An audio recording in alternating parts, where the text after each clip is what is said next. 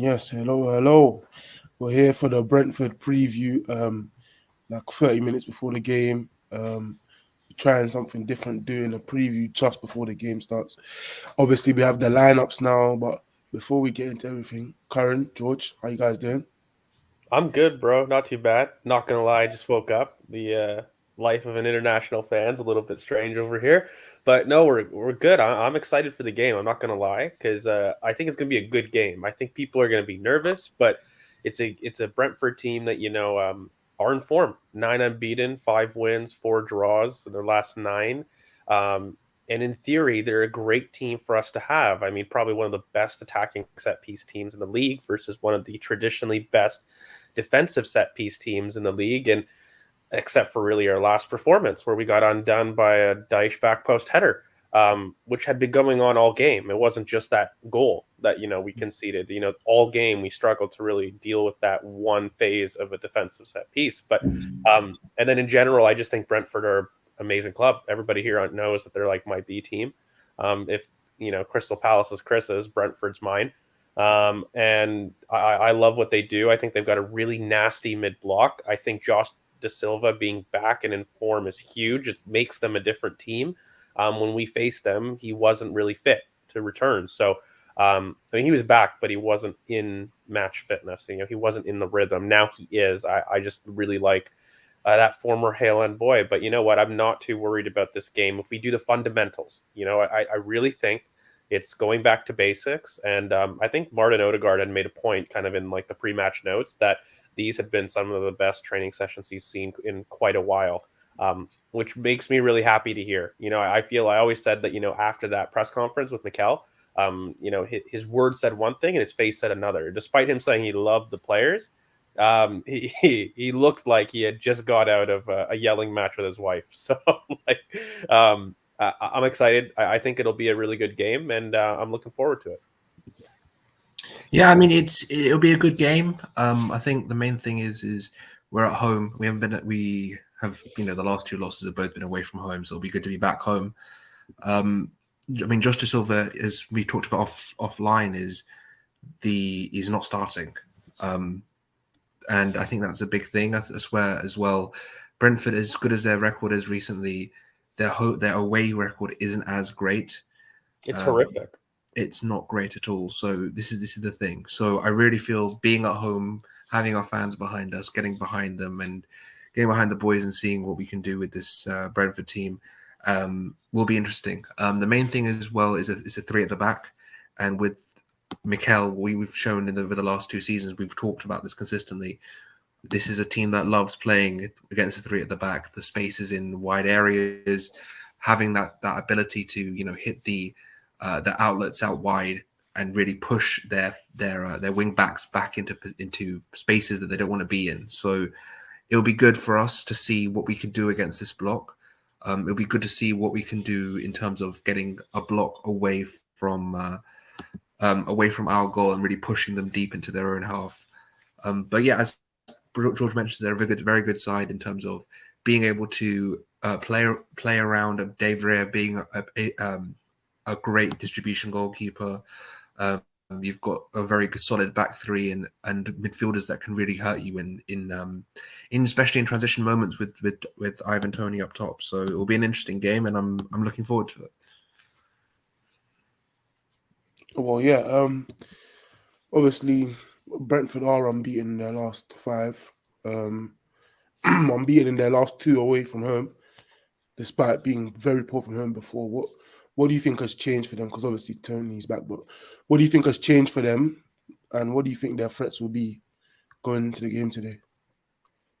I mean, I think their threats are essentially the long ball out to Ivan Toney, knocking it down. I really think that they've got a workman-like midfield three. I think he has changed kind of that block a bit to add a little bit more support. They look at Rico Henry to really provide that width, and Bueno kind of goes tight to go off of Tony's runs, right? So for me, they're not necessarily got the technical quality with Josh De Silva there to really make central passes. So they're very much set on packing the middle, making sure that you don't get through, but at the same token, having a knockdown off of, Tony with a Wembueno or a Rico Henry outlet ball quick from David Rea is kind of something that you would be expecting.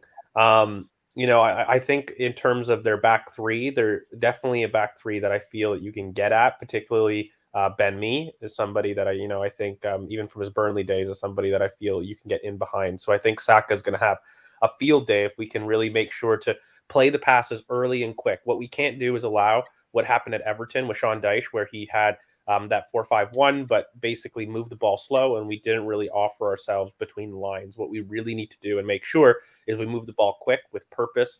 And if there is no way through, we need to look at the ball over the top. We need to look at that Ben White cross that released Bukayo Saka on Mikolenko.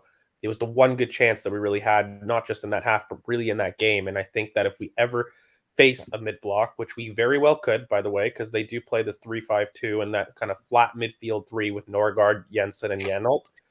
They're just like a workman-like midfield. I think that Norgard definitely has some progressive qualities, but he's definitely not somebody that I think is great in big spaces. So from a game state point of view, we need to get it to our wingers quick, fast, so that they can get in 1v1 opportunities as quick as possible. That's going to be the goal. And then from there, I have no problem with us attacking their back three, because you're going to have that space that we always talk about here on this channel when you do face a back three. It's really quite stark. In attacking kind of that third center back and their wing back. And I think that Rico Henry is the more offensive kind of wing back of the two. Roerslev, he is pretty poor really in the attacking third. And so he'll make a run, but he really will just hang back and kind of help up Ayer. So I do think that the out ball to kind of Bukayo Saka in particular, but also our wingers is going to be very key in terms of those out to in runs in behind the wing backs and attacking their third center backs. Now, if they end up having a block, I would be reminisce not to kind of talk about their set pieces. They have an excellent set pieces. They're one of the best attacking set pieces in the league. So we need to act like one of the best defensive set piece teams in the league. It's just literally our last game was something that we were really poor at, but generally we're one of the best teams in the league at defending set pieces. So if we continue that shouldn't be an issue moving forward for us today. I mean, the main thing for me is making sure that we get those crossfield balls, as George mentioned, but also showing in spaces in between the lines, making sure that we're not static in build up, especially in that second to third phase transition. Creating false transitions also is going to be interesting, because they do have a very solid mid block, so it's going to be harder to create those situations where you can get those tempo increases in the mid phase, in that mid section in the middle of the pitch. So if we can really get on to making sure that we can create quick passing out wide into the spaces I was mentioning earlier, in terms of being out wide, creating those situations instead of not leaving our wingers isolated either, making sure they have overlaps from a Ben White or Zinchenko coming wide, or making sure Xhaka has that underlap to give him a 2v1, making sure that we don't we take advantage of that fullback centre back channel is going to be interesting. That's where the game, I think we can win it in this game, because we're so good at taking advantage of that channel. So I want players to be showing between the lines and making sure that they're being on the ball in terms of their running off the ball. So they're making sure that their positioning is correct in the final third. For me, that's the main thing. Well, yeah, I think obviously, yeah, you guys said everything. They have a good workman like midfield, but I think guys like Ben Mee, Pinnock, they're very willing to play the long ball, just like Everton were with Michael Keane. And I think we shouldn't allow ourselves to get into a rhythm of being beaten in the air and then passing the ball back. Despite losing the doors last week, we just kept losing the ball passing anyways. So if we play quick and we control the transition, I think it could be an easy win. Leading into that, what are your predictions? Because all over the timeline, I've been seeing people are kind of scared. We need to be wary. Brentford are a very good team. Sure, people are scared. They haven't conceded in 3. So what are you guys' predictions? So really, I'll just answer this question about Alex. I actually think the left-hand side will not stutter. It'll actually be quite purring today, and it's just by nature of who we're facing in midfield. Once again, when you have a look at really what's happened there's a structural kind of block with Eddie Nketiah that we've talked about here on this channel. Kind of the striker that he is. Part of the frustration is we've seen him drop deep into that half space. His standout performance with West Everton Ham. away in 2021 is always something that I always reference, because his ability to drop into that left half space was a move he was doing since preseason, and it's something he can do very well, but he just hasn't been doing lately because he's more a striker that's between the boxes, right? He's somebody that is on the last shoulder of the defender. And so he's not somebody that prefers to drop deep, although he can do it. It's just not something he's been doing quite as much. And as a result, it means that, Granit Xhaka can't make those dynamic runs off the ball, which forces Martinelli more touchline, which we know what his dribbling style is like. He makes very few inroads necessarily. He's a very straight line runner. And so it has made him a little bit more predictable. That's why that left-hand side definitely has some stuttering issues. But it was made worse with Everton's ability to really block space with excellent athletic athletes that are just very quick to their markers, right? Like it highlights that problem a lot more. If we had made or gotten the ball to Martinelli a lot sooner, he will naturally have more 1v1 opportunities. And I think just by nature of who we're facing in midfield today, even though that they're workmanlike in Jensen, Norgard, and Yenalt, they're not necessarily athletic. And so that kind of power or that quick intensity meeting the markers, I don't think is going to be there. I think they're going to frustrate us for the first 10 or 15 minutes or so. But I'd imagine by the 20th minute mark, we're going to see the game open up a little bit more. And I just hope that we attack the game with a lot more purpose and a lot more intent. Namely, Aaron Ramsdale, I want you doing those long sprays out to our wingers quick and early. I want our center backs that we know, mainly Ben White. Like, I really need you, even though he's a right back, but I need him to really make that forward pass and those forward runs, because I think that there's going to be space in behind Rico Henry. And I can just see Saka having a great game. So speaking of predictions, I'm going to go 2-0. I feel as though the Bukayo Saka is going to have a great game. And I think he's going to get himself a goal. And I do think that actually Eddie Nketiah is going to get a goal. Something that hasn't been talked about enough is he's now, 13 goals in 13 home games. He loves to score at the Emirates. And so I just feel that he's going to have a good game. And the game with our crowd is going to be very, very key to kind of turning whatever mood people think that they have. I really do see Everton as an outlier in terms of a team outworking us. It's literally been the first time this season. I don't see that happening today. I actually think the boys are going to respond. We're going to see a high press. And I do think we are going to start quick. So 2-0 for me. Colin? For me, I'm going with 2-1. I do think they do get a goal from Tony. But my thing is, I feel like we'll get goals from Bukayo and from Eddie today. I do think they'll step up. I wouldn't be surprised to see Martinelli score either. But for me, I just think that we have the ability to really, push that right-hand side as much as we have recently.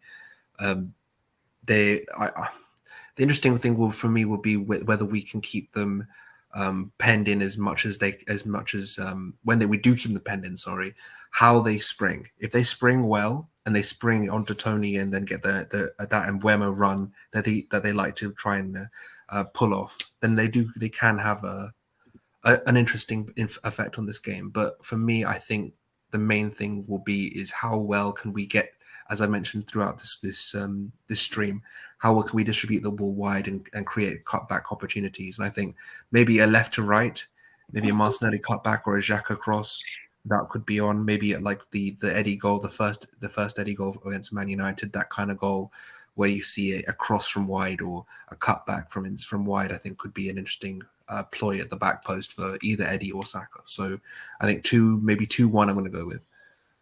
Yeah, I'm going to go 3-0. I think it could be a big scoring game just because when there's momentum in any Brentford game I've watched this season, when there's a momentum swing either way, it just keeps swinging that way. And they find it very hard to control transitions when the other team are dominating and the other way around. So, because even versus Liverpool, when they beat them 2-3-1, Liverpool still had so many chances that they could create. And I feel like with Eddie and Saka on the end of and Martinelli on the end of the chances, instead of the form that Nunez and Salah are in, I think we score a lot more. So 3-0, could get a 4, but hopefully we stick to 3 and just chill out, bring the guys off the bench, and it's an easy win. But yeah, I think it's going to be 3-0. But yeah, really quickly before you sign off, it's just worth noting, Cozier Dewberry kind of in the match lineup. We've been doing this a lot lately, bringing in a youngster, to kind of be a part of the match day squad. Does he actually That's come what we've on? been. Yeah. I doubt it, but still, okay. Look, I love this boy. I'm not going to stop a chance to really spread prop because everybody knows he's my favorite player of his generation. And I think that he is a very exciting talent. I really think that Amario Cozier Dewberry is going to be set for the first team. He's going to set it alight. He's been phenomenal for the U21s lately and the U18s. He's just been scoring goal after goal. He's kind of at that point where he's just too good for that level. And when you talking about what kind of player is he, look, people are going to draw similarities to Saka just because of the dribbling style. There is that, but he's just far more, for me at least, very explosive in those tight spaces. He's got a little bit more cage dribbling nature to him and excellent ball striking. I don't think he's as strong under contact, though he's no slouch, and he works really, really hard off the ball. There's just some slight differences in terms of Saka being a lot more creative, got better passing range in his repertoire.